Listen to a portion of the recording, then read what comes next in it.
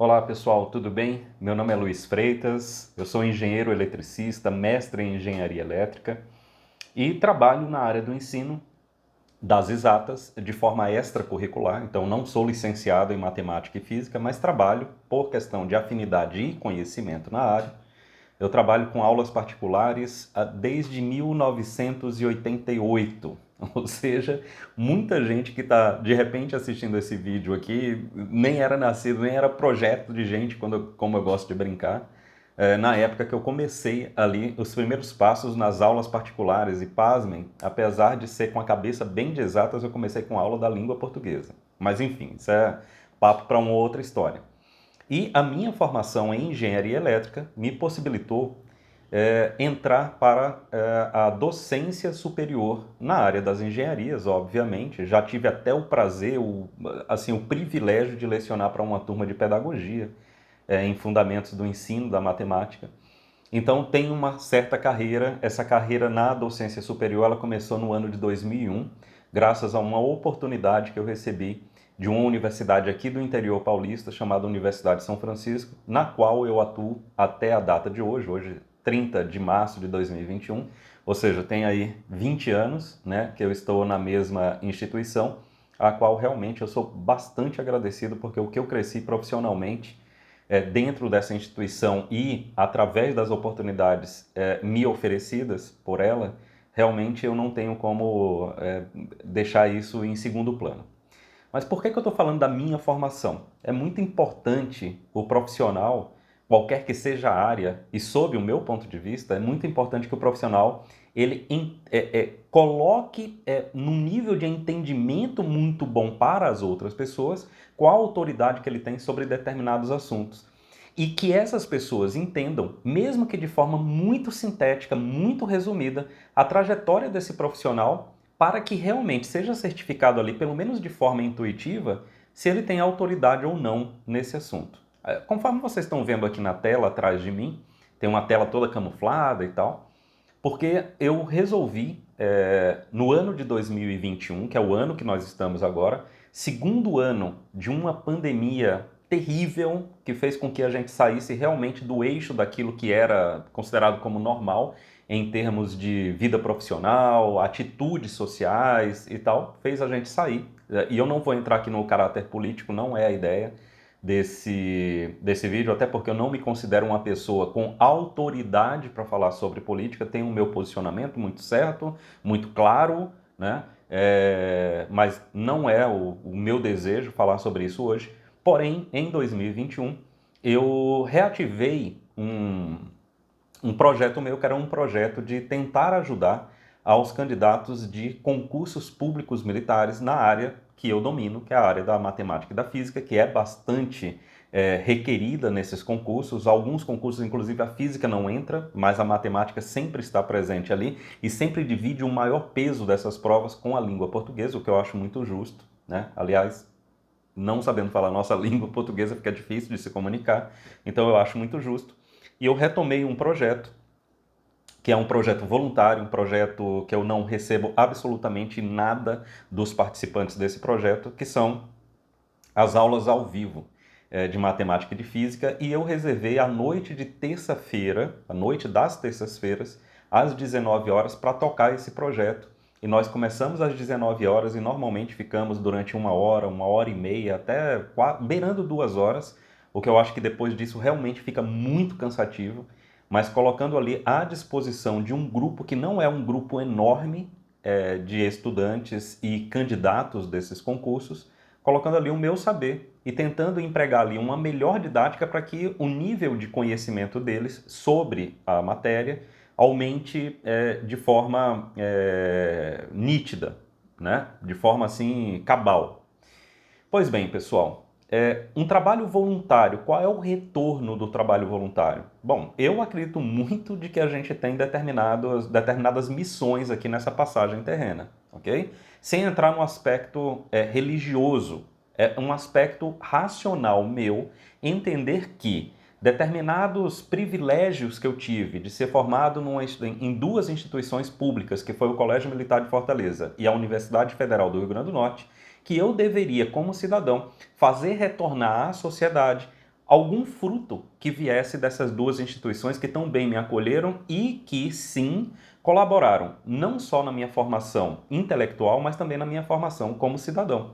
Pois bem, um trabalho voluntário ele tem muito desse cerne, né? Tem muito desse aspecto. Você fazer retornar à sociedade algum bem que foi oferecido pela sociedade de forma direta e indireta, voluntária ou involuntária, e que você bebeu dessa fonte, né? Teve proveito próprio desse benefício. Pois bem, é exatamente o que eu faço. Só que hoje a gente atua de uma forma, através das redes sociais, muito mais próximas ao público que a gente atende.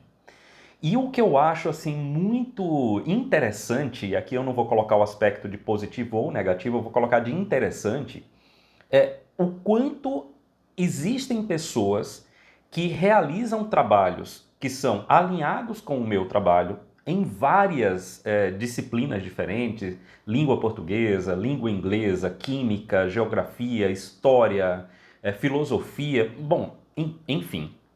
Quantos colegas meus professores estão aí na rede mundial de computadores, na chamada internet, colocando os seus saberes à disposição daqueles que buscam compreender um pouco mais sobre alguns aspectos que, por algum motivo, quer seja para concurso, quer seja para os colégios ou faculdades que eles estão fazendo, adquira mais conhecimento e consiga ter um caminho mais suave dentro das suas formações. E existem outras pessoas que entram realmente sem nenhum grau de atrelamento ali curricular para entender um pouco sobre assuntos que de repente julgam serem assuntos interessantes.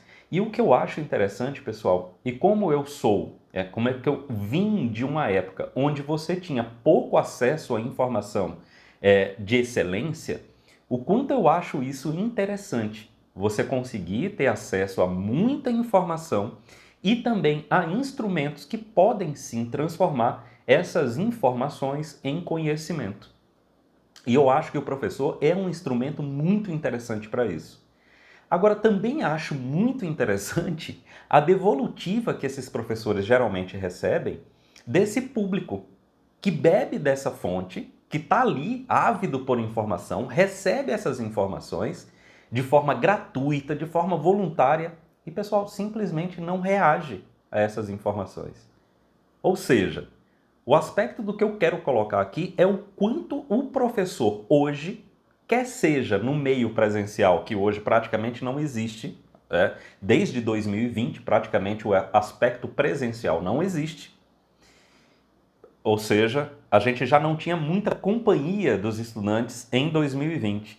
E em 2021, com essa questão online, com essa questão remota, o quanto essa parceria, essa companhia, ela não é verificada através dos instrumentos que a gente tem de interação. Por exemplo, quando um professor chega e coloca ali sua aula e pede, poxa, deixa um like ou deixa o seu comentário, não precisa nem deixar seu like, deixa seu comentário para eu saber se eu estou no caminho certo ou se eu estou num caminho que você avalia como, isso aí nem me ajudou muito. Pessoal, isso é uma questão de interatividade.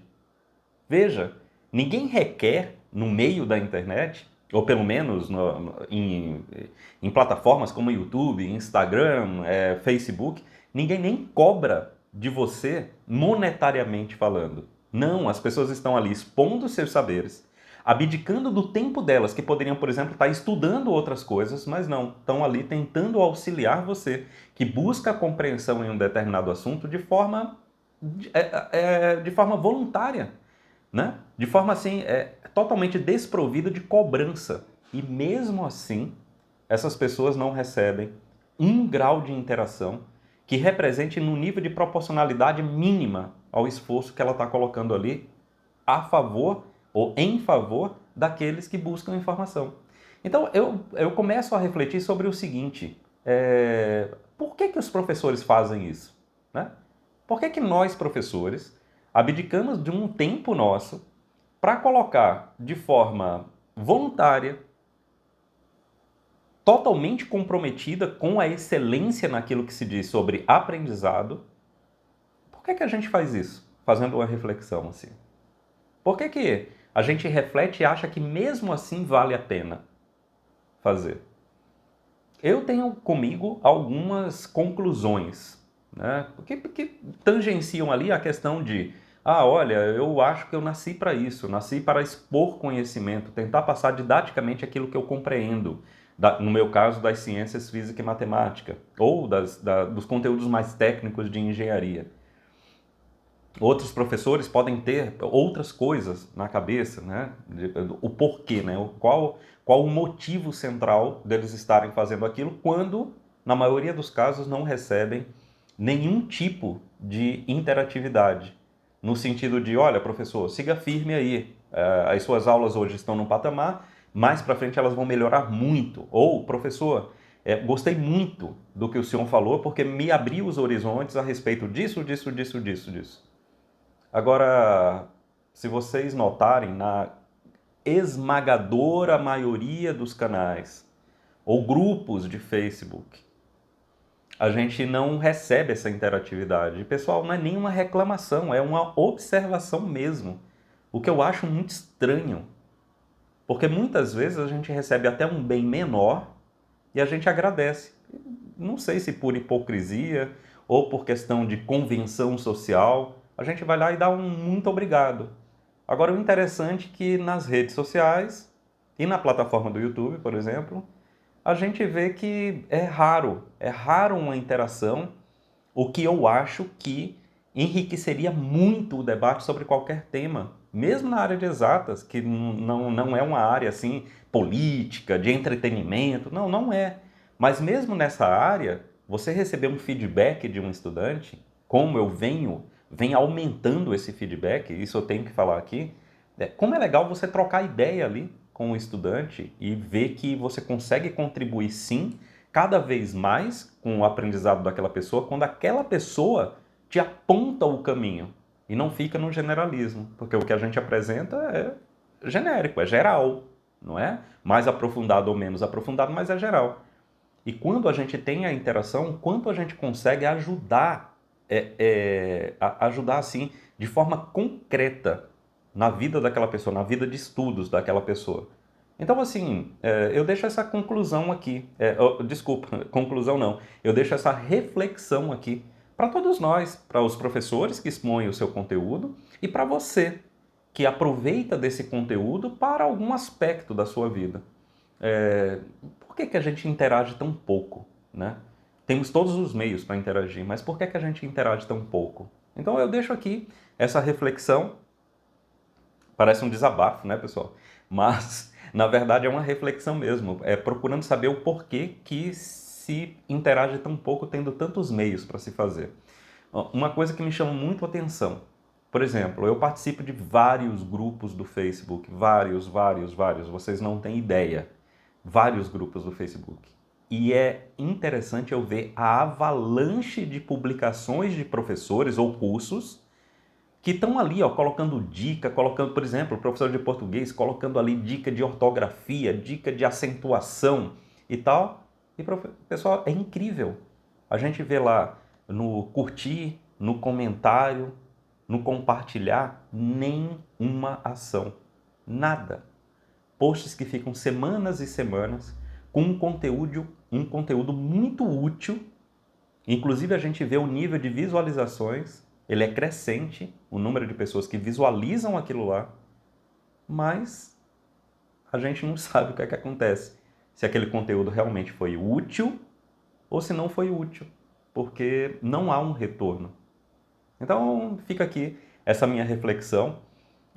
Dei uma parada naquilo que eu estava fazendo aqui, porque terminei de preparar a resolução desses exercícios que a gente vai tratar especificamente hoje, dia 30 de março às 19 horas, nós vamos tratar sobre inequações, terminar uma parte de funções exponenciais e logarítmicas e começar a parte de inequações. E me deu esse estalo na cabeça.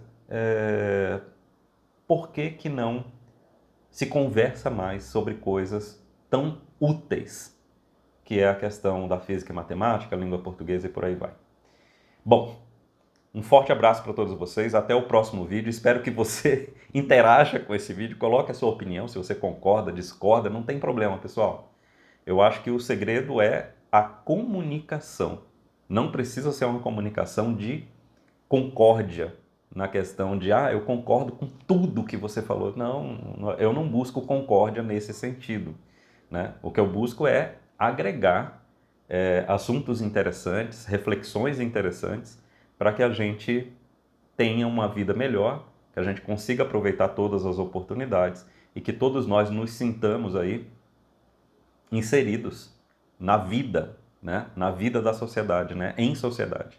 Beleza? Forte abraço a todos vocês, muita saúde para vocês. Vamos que vamos, pessoal. Hoje é só terça-feira. Valeu!